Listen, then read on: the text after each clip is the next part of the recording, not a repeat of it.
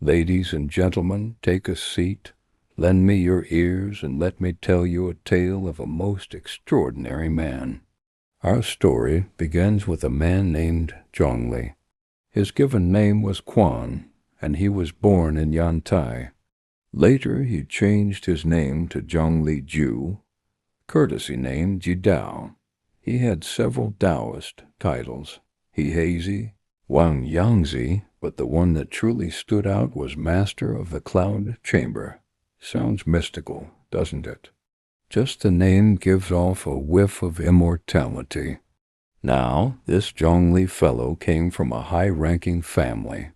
His father was a real marquis, a nobleman serving as a top official in Yunzhong. On the day Zhongli Quan was born, something downright miraculous happened.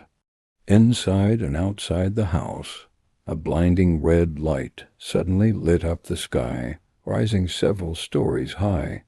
It was like someone had kicked over Tai Shang Laojian's alchemy furnace and set the heavens ablaze. The maidservants and guards were terrified, knees knocking, hearts pounding. "Holy heavens!" they cried. "What kind of child is this? Did the sun fall into our house?" Then they took a good look at the newborn, and oh, what a sight! His head was perfectly round, and his forehead gleamed like polished jade, just like a tiny god of longevity.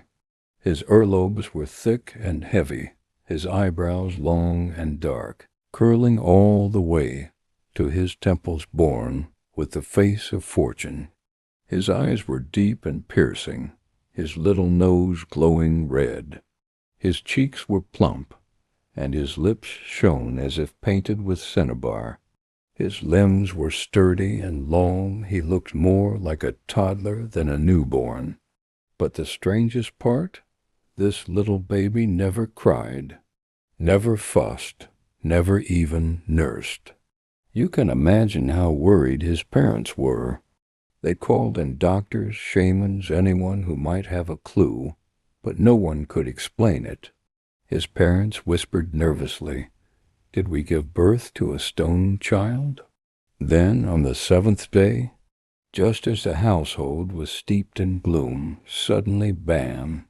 The baby sprang upright like a little fish flipping out of water. Remember, he was just 7 days old.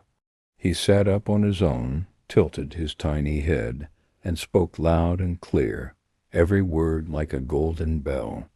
"I come from the Purple Palace. My name is written in the Jade Registry. In other words, this body of mine is destined for the heavenly realm. My name is already etched in the immortal scrolls." Heavens above! That voice sent shivers through the room. His father, the Marquis, nearly fainted on the spot. 7 days silent, and now he speaks in divine riddles? What kind of celestial being have I brought into this world? Zhongli Quan grew up quickly and strong. He wasn't just some fancy talker with a strange birth. He had real talent and real guts.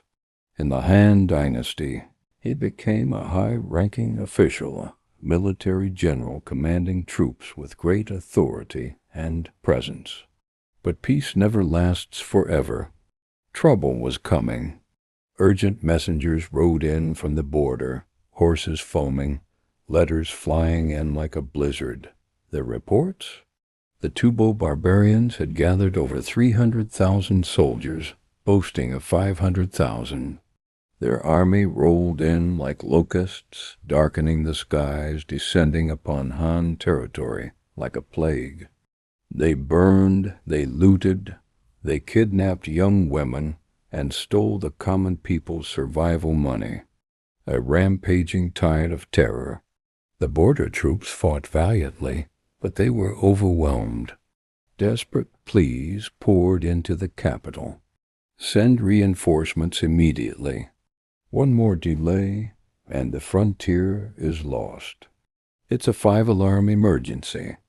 When this news hit the capital, the entire city boiled with fear. Panic gripped the people, and the imperial court was in chaos. The emperor slammed his jade desk in fury. Rebellion. Outrage. He summoned all his ministers for an emergency council. But as they bickered and hesitated, all eyes finally turned to one man, General Zhongli Quan. The emperor didn't hesitate. "Beloved General Zhongli," he declared, "the nation is in peril, and only you can save it.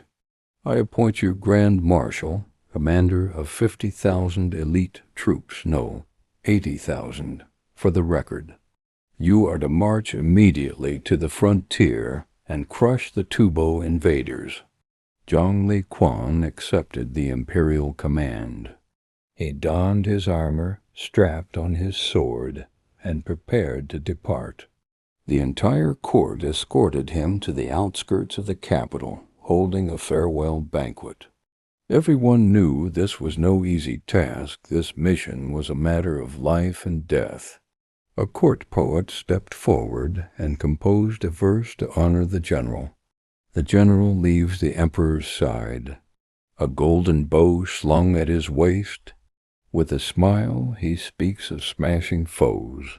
His glory will be etched in history's face. Zhongli Quan marched off to the training ground without delay.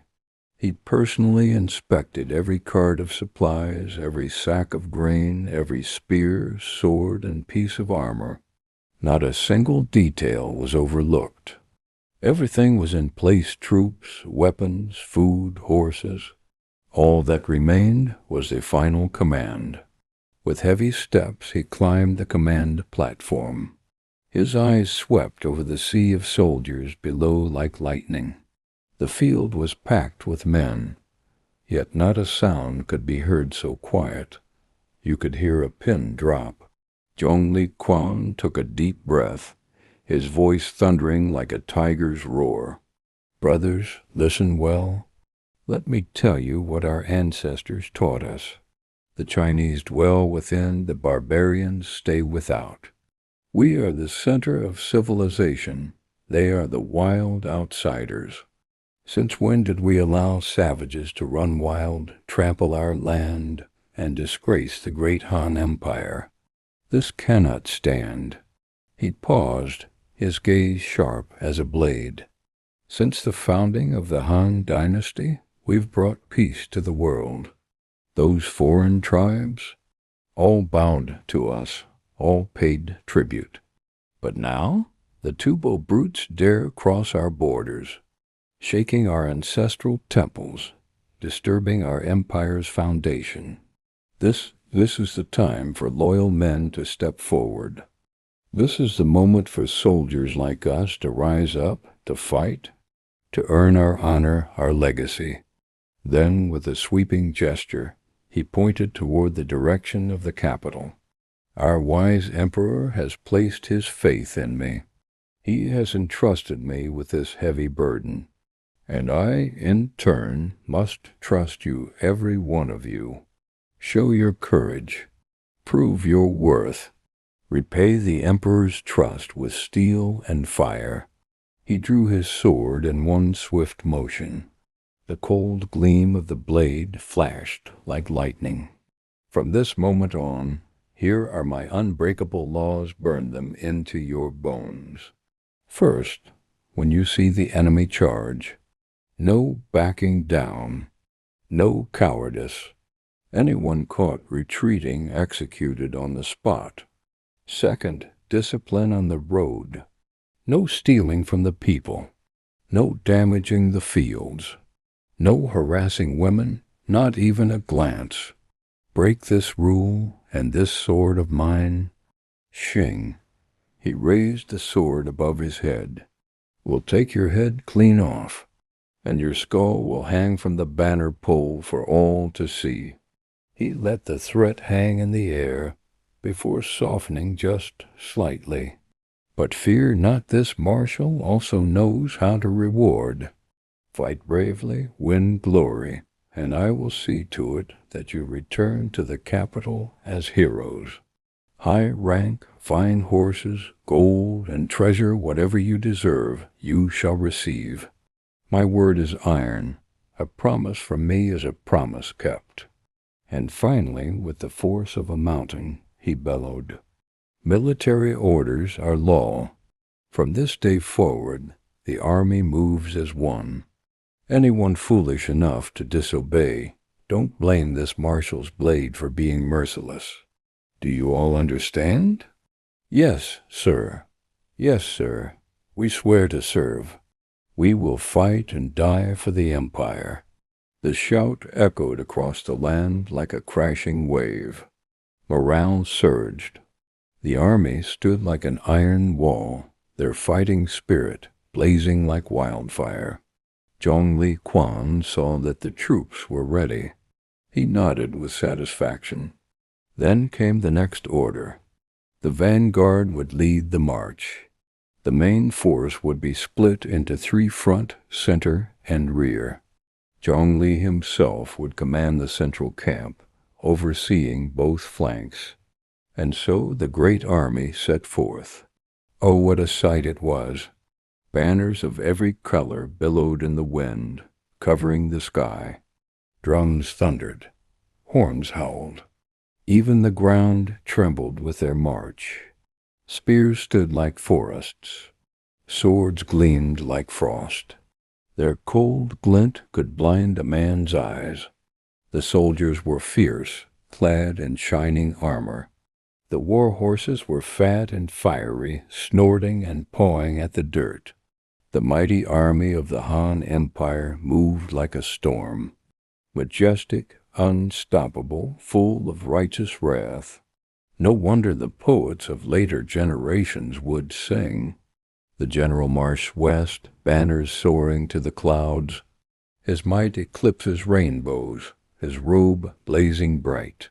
Horn and bow cry in the border winds. Soon the imperial decree will descend, honoring his triumph from the sky. Dear listeners, thus ends the first chapter of Zhongli Quan's tale, his birth, his rise, and his call to arms. But what awaits him at the frontier? Will he triumph with ease? Or will fate take a strange turn, leading him toward the path of immortality? Find out in the next chapter.